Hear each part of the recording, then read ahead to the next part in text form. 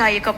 ఎకరం పొలంలో సుమారు 400 చెట్లు నాటుకుంటే ఒక్కో చెట్టు నుంచి దాదాపు 15 లక్షల రూపాయల విలువైన కలప చేతికొస్తుంది. అంటే 10-12 ఏళ్లలో 1 ఎకరం పొలంలో నాటిన శ్రీగంధం చెట్ల నుంచి దాదాపు 10 నుంచి 12 కోట్ల రూపాయల విలువైన పంట చేతికొస్తుంది.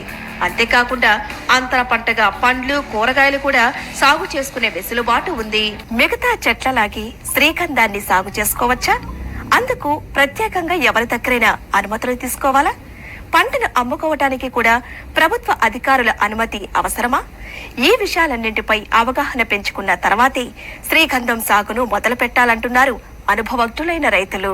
మిగతా పంటల్లాగే శ్రీగంధాన్ని సాగు చేసుకోలేం.